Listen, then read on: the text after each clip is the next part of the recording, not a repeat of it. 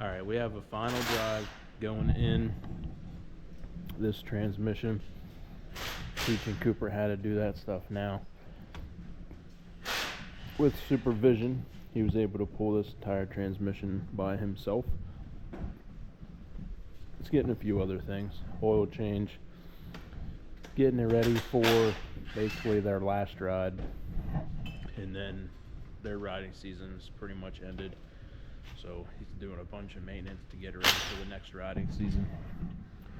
But the final drive gear is pretty much on its last leg. He's got 5,000 miles on it, and it's in rough shape. So he's going to do that so he doesn't get stranded.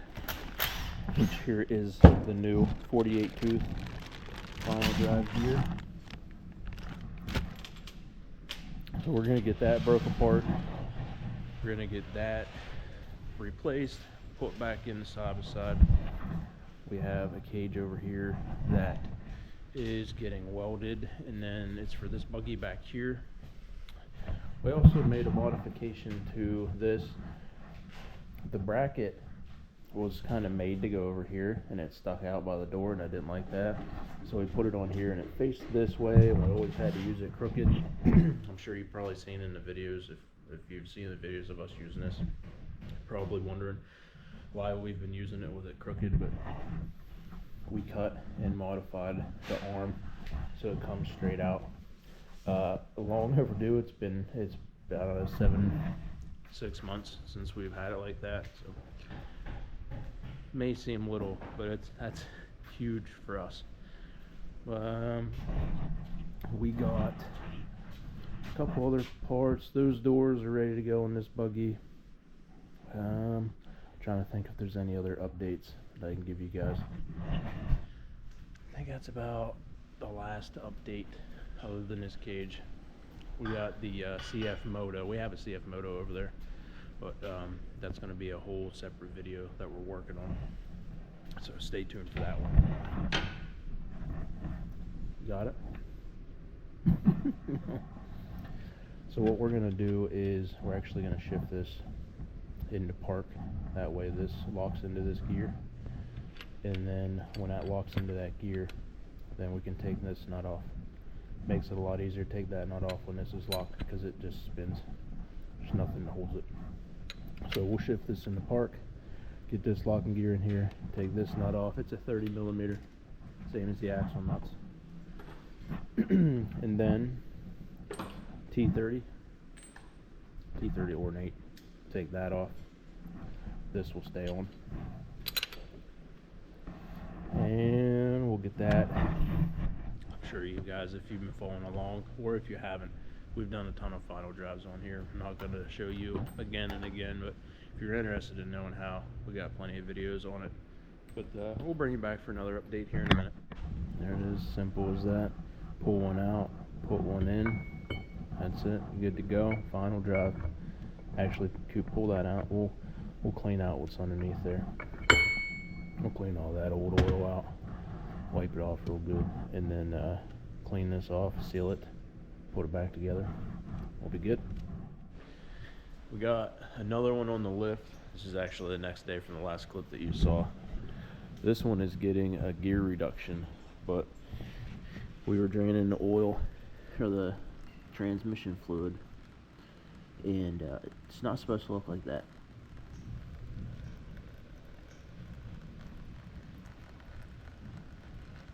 It looks like water intrusion. Everything looks okay up there, but I don't know. We'll have to definitely check it out, make sure everything inside is good. Had to be getting in from somewhere. Just not sure where. That's pretty rough.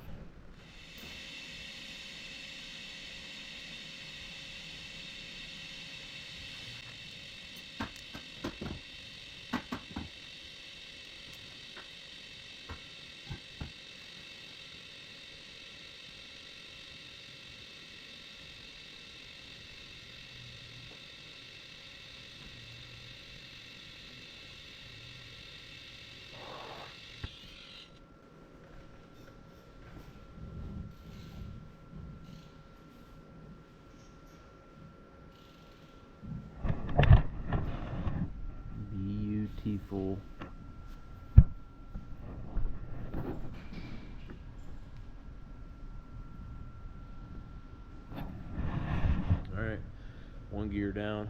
We're gonna wait till we get this transmission pulled. We'll press the other gear off and on, get it TIG welded. Then we'll be good to go. A couple hours from now, hopefully we'll be pulling her out, putting her back in.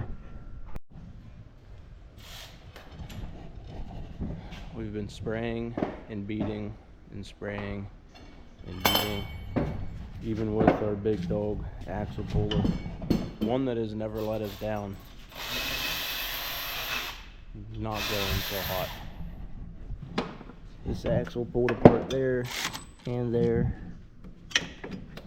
This one, we can't get either one of them out. We've been trying for about an hour. This isn't an OEM axle. Doesn't look like an OEM anyway. Ooh, that's me. We got a mess over here. Have to make a mess to clean up a mess. Got the plasma table getting set up. Ordered a bunch of steel sheets. Got 6 sheets of 20 gauge, or no, 6 sheets of 18 gauge, 4 sheets of 20 gauge, 2 sheets of 11 gauge, and 1 sheet of 1/4 inch. Stocking up. We'll use the plasma table like crazy around here. Ready to bring it in? I think so. Okay. I think I showed earlier in the clip that we moved that so we can put some stuff here too. Maybe one day might even have to add onto that table. Make it a 4x10 or a 4x8. All right, we're gonna get all these steel sheets in there. If you need anything cut out on a plasma table, let us know.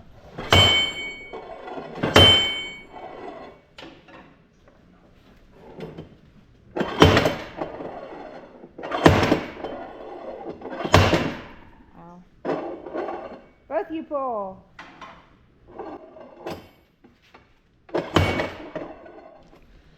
Going back to the drum board. We're gonna get that, hopefully get that cup off there, or the axle puller cup.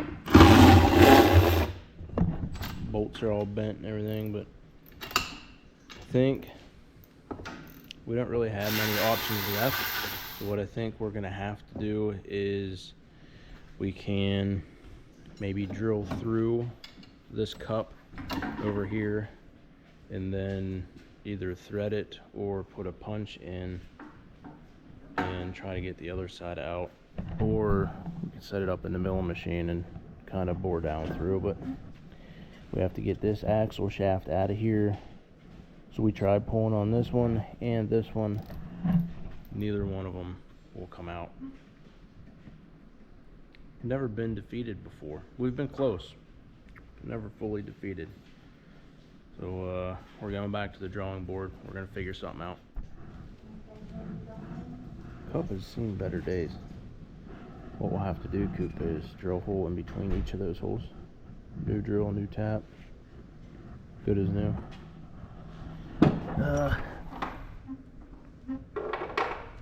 We've sprayed this thing for hours now. We've tried everything. I think we might have to drill it out. Drill through there all the way in, fill it up. Keep trying. Alright. That's what it looks like as of right now. Got it, Coop. Take it back to the bench and then we'll eat lunch. Good, good, good. You got it? Okay, that hurts yourself. Look how milky that fluid is. It's not good fluid.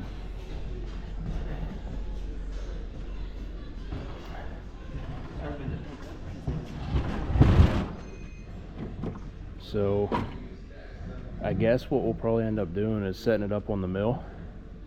We'll drill straight down through. Either thread it, you know, like drill and tap, and then use it as like a press, or we just keep drilling out. or we try to get in there and cut it off. Getting in there, cutting it off might not be a bad idea if there's enough space to get straight in, you know. Because we just have to be big enough for the case to slide out over. Grinder, I don't think you can, because the front where it hooks. If we had a big grinding wheel. Yeah, grab that big one. We can put that. We'll put that on a 4-inch grinder. Nah. We'll have to go get one of them. We'll rent one of them concrete saws. One of them big ones. Yeah. Not good. We've tried everything. Sprayed it. It's not happy. We'll get it. One way or another. We'll get it. Cooking. I got a little bit of battery left on this. 7%. Oh, the fire's starting.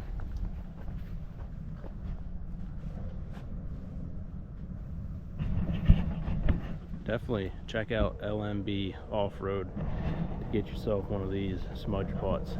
We burn our used oil in it. Amazing. I love it. That thing will shoot flames 4 feet high. Awesome. Everybody needs one of them. Jerry's got some ribeyes on the grill. The butter's catching on fire. Some potatoes. That's how you get nice and, Is that cheese over there? yeah, double smoke. Yeah. It's not even a weekend. We eat this good during the week too. These are ribeyes and sirloin. A ribeye and what? Sirloin. Sirloin. I want the ribeye. I know. Come on. Alright, this is the current setup. Yeah, keep going. I hope. So we're going to drill down through here. We're going to fill it up with some Freol, maybe a mixture of Freol, PB Blaster, WD-40. And then we plan on tapping it and then using the bolt to, you know, thread down in, hit the other side, and essentially press them apart. That's the game plan. This is the worst one we've ever had. This is by far the worst transmission we've ever had. Okay, we ready? Gonna take it low and slow.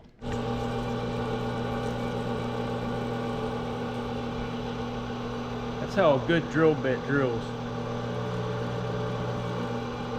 Lots of cutting oil.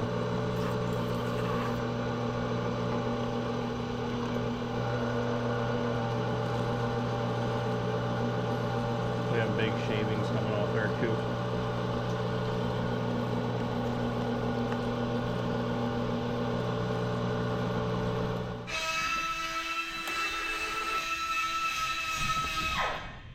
This is what we have right now. Barry's gonna die, bro. Yep.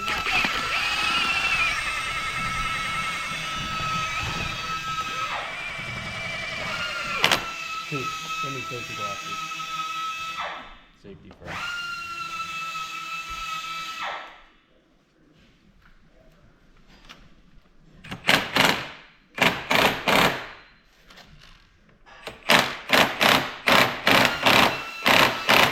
Got a hammer?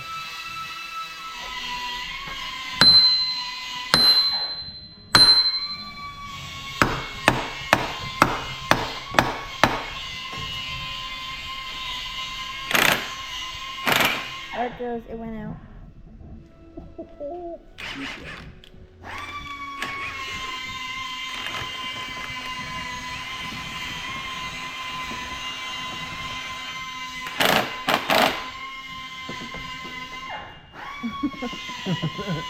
It's going. No. I can't. That's all the longer. It's all the longer this is.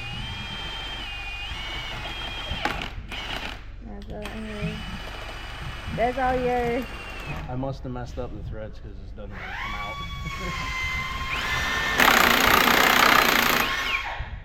Look at that thing.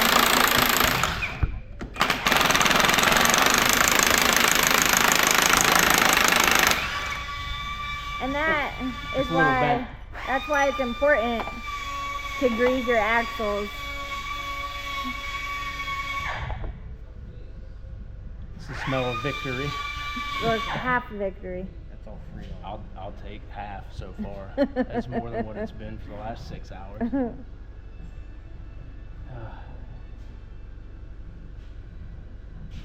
Miserable. That's what it's been. Yeah. All right. Well, now we can at least try to get a punch and a hammer and try to pop it out. But Alright. maybe we'll flip it so it's Freon. Freon. It looked like there was a lot of liquid in there. I don't know what it was. I filled it up. I filled it up with Freon. Yeah. He was due for new axles anyway. They're about ready to strip. See the clip? Yeah, they're looking pretty thin. So what happened was dirt and stuff got in behind that clip and wouldn't let the clip kind of compress.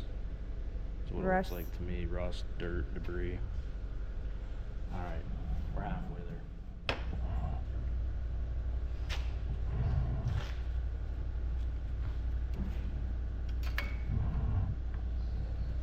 This axle doesn't look as bad, but I will say that this axle doesn't look like an OEM one. Maybe I it was don't changed. think the camera will pick it up. Look under the light. Look at the sharpness of the teeth on there. Yeah. This one still has machine marks on the Yeah, edges. that's just missing. This one's about wore out. Yeah. Well, you can tell by the cups. They're not. Yeah. One's not factory.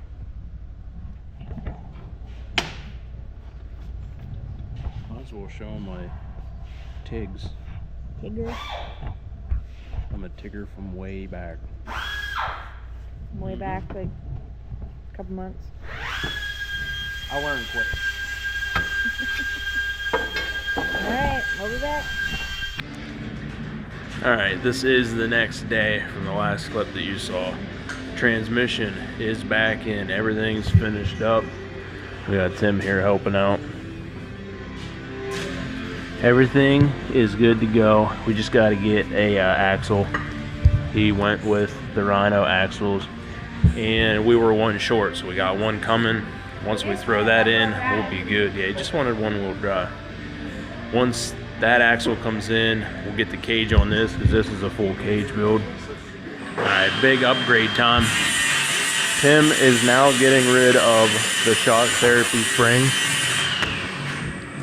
He's going G-force.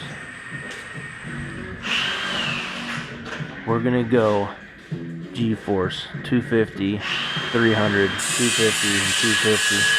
Front and rear. Basically set up the exact same as zip tie. So we're gonna get these pulled off. We're gonna get them put in the spring compressor. Pull the old shock therapy ones off, put the G-force ones off, and get him set up right.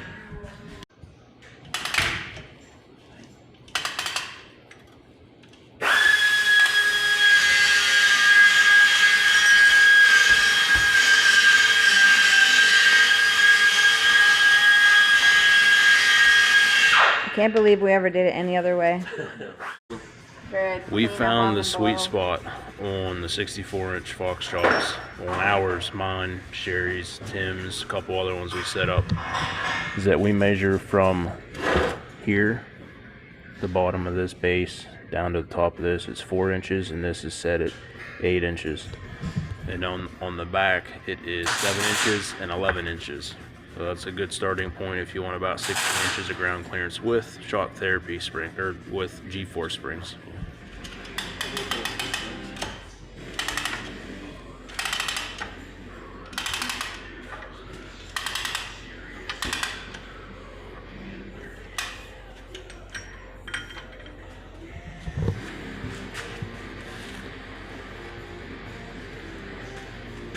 Rooney.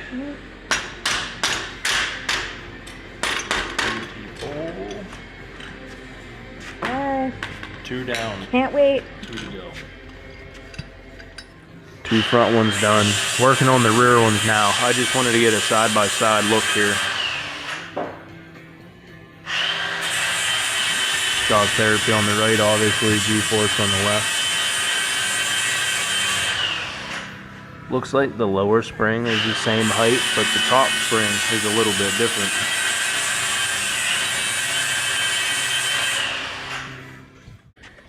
This is what happens when your crossovers and your springs are rubbing. That groove's almost completely gone. Yeah, you can see It's the supposed to be a thickness. groove like that. Thick, thin. That's almost going the whole way through. Yeah. All right, Tim's springs are on.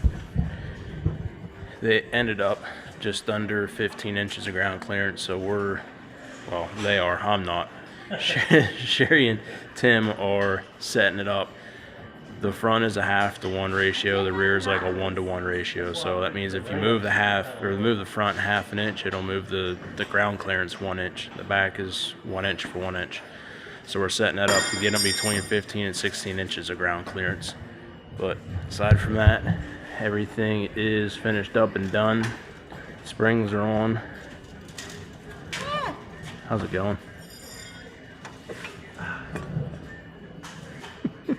Permanent indentations. All right. Yeah, this job's finished up. We'll be back with another update. All right, we're gonna call this a video here. Appreciate you guys tuning in. Be sure to come back next week for another video, and we'll see you in that one. Thanks for watching.